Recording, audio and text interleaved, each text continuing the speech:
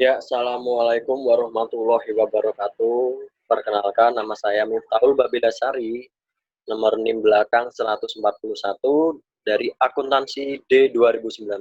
Nah, pada kesempatan kali ini saya akan menyampaikan tentang sistem informasi manajemen dari bukunya karya Raymond McLeod dan George Shell edisi yang ke-10. Nah, pada bab satu pengantar sistem informasi.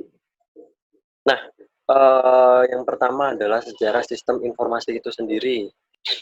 Nah, perkembangan dalam peradaban manusia yang diiringi dengan perkembangan cara penyampaian informasi yang dilanjutkan dengan istilah teknologi informasi, mulai dari gambar-gambar yang tidak bermakna di dinding, peletakan tonggak sejarah dalam bentuk prasasti sampai perkenalan dunia arus informasi. Di sini saya akan membahas evolusi peranti keras. Yang pertama adalah elektronik numerical integrator and kalkulator atau yang dinamakan ENIAC yang lahir pada tahun 1946. Apa sih itu ENIAC? ENIAC adalah komputer elektronik pertama yang didesain agar Turing komplit atau ya yang mampu diprogram ulang dengan cara mengatur ulang kabelnya agar menyelesaikan segala jenis masalah perhitungan. Komputer elektronik ENIAC ini dikembangkan oleh John W. Mauchly dan Presper Eckert. Nah, yang kedua adalah UNIVAC 1.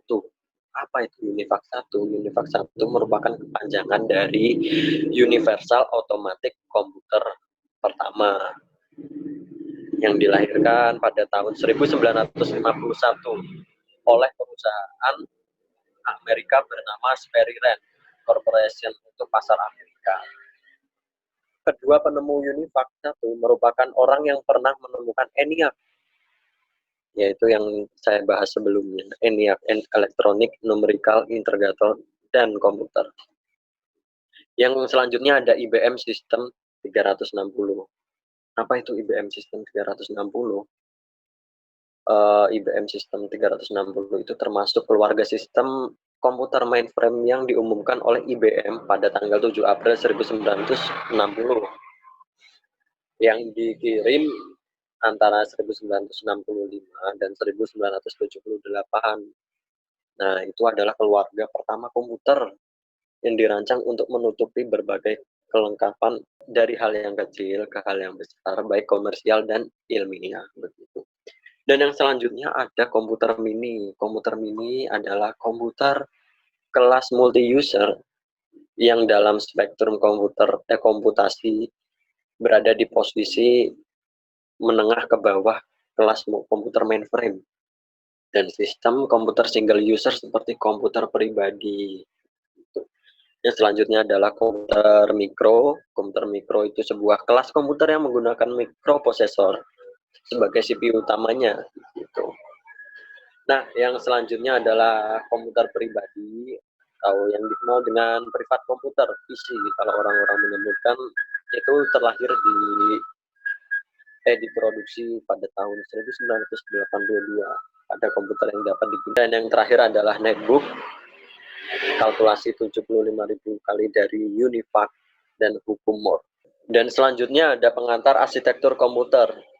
Nah, inti dari komputer itu sebenarnya adalah prosesor yang dikendalikan oleh sistem operasi, mengelola alat input dan output, alat penyimpanan, dan operasi data. Berikut ada komponen-komponen dari arsitektur komputer, yaitu adalah pertama ada CPU yang mengendalikan seluruh komponen, dan juga ada RAM, yaitu Random Access Memory, tempat kerja sementara bagi CPU. Juga ada yang lainnya seperti CD, ROM, USB flash disk, drive, hard disk. Itu mungkin ya alat simpan data permanen gitu. Nah, yang selanjutnya ada arsitektur komunikasi dan sistem. Nah, yang pertama itu ada komunikasi antar komputer kini bisa dilakukan dengan jaringan nirkabel. Yang kedua, sistem informasi adalah suatu sistem virtual yang memungkinkan manajemen mengendalikan sistem operasi fisik perusahaan. Perusahaan mempunyai sistem fisik dan sistem virtual. Nah, yang selanjutnya sistem fisik, ya sistem fisik perusahaan, yaitu sumber daya yang berwujud seperti bahan baku, karyawan, mesin uang, dan sistem virtual adalah sumber daya informasi perusahaan tersebut. Gitu. Nah, untuk sistem virtual perusahaan sendiri, mohon maaf itu ada salah ketik ya. Untuk sistem virtual perusahaan yang kelima ini adalah sistem terbuka atau open system yang berinteraksi dengan lingkungannya. Iya, betul. Dan SISPO sendiri adalah sistem yang terbuka. Sistem tertutup adalah sistem yang tidak berinteraksi dengan lingkungannya. Dan yang terakhir adalah data terdiri dari fakta dan angka yang biasanya kurang bermanfaat karena volumenya yang besar dan sifatnya yang masih belum diolah. Selanjutnya ada sistem informasi manajemen yang kita biasa disingkat sebagai SIM. Di suatu sistem berbasis komputer yang membuat informasi tersedia bagi pengguna, SIM menghasilkan informasi melalui penggunaan dua jenis software. Apa aja itu? Yaitu satu, peranti lunak pembuat laporan, dan yang kedua ada model matematis menghasilkan informasi sebagai hasil dari suatu simulasi atas operasi perusahaan.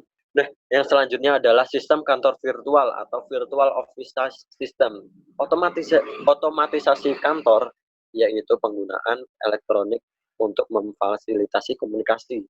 Nah, yang pertama melakukan aktivitas kantor tanpa tergantung pada lokasi fisik tertentu. Melalui apa? Bisa melalui surat elektronik yang kita kenal sebagai email, surat suara voicemail, kalender elektronik, konferensi audio dan video. Dan yang selanjutnya ada teknologi tidak lagi membebani para manajer dengan tugas-tugas administrasi lainnya. Nah, selanjutnya ada sistem pendukung pengambilan keputusan. Apa sih itu sistem pendukung pengambilan keputusan? Sistem pendukung pengambilan keputusan sendiri adalah suatu sistem yang membantu seseorang manajer untuk memecahkan masalah. Ya, sistem ini dicetuskan pada tahun 1971 oleh George Anthony Jory dan Michael S. Scott Morton, profesor dari MIT. DSS memuat kecerdasan buatan, artificial intelligence, dan pemrosesan analitis secara online. Dan yang terakhir adalah AI, yang merupakan ilmu yang memberikan kemampuan bagi komputer untuk menunjukkan perilaku yang sama dengan seseorang manusia yang memiliki kecerdasan. Gitu. Nah, selanjutnya manajer sebagai pengguna sistem informasi. Tingkatan manajemen menurut Robert N. Anthony, yaitu pertama tingkat manajemen utama, yaitu tingkat perencanaan strategis atau strategic planning level. Apa saja sih? Yaitu puncak, menengah, dan rendah. Semua ada 3 ya. Dan tingkat manajemen menengah itu ada manajemen manajemen regional, mohon maaf, direktur produk, dan kepala divisi. Dan yang terakhir ada tingkat manajemen rendah, yaitu ada kepala departemen, ada penyelia, dan pimpinan proyek, begitu. Nah, di slide selanjutnya kita membahas tentang masa depan teknologi informasi. Ini slide yang terakhir ya, mohon maaf. Dan di sini kita membahas kekuatan komputer diukur dalam kecepatan pemrosesan, kapasitas simpan data, dan keragaman alat input dan output, dan juga kekuatan komunikasi diukur dalam biaya dan kecepatan transmisi. Selanjutnya, komputer dan komunikasi mengalami penggabungan. Contoh, telepon genggam kini memiliki browser, email, dan kemampuan foto serta fitur-fitur banyak lainnya. Dan ke depan lagi, mungkin komputer akan rendah biaya, berukuran kecil, dan bergerak mungkin dan juga saling terhubung satu sama lain. Nah, begitu sekian dari saya.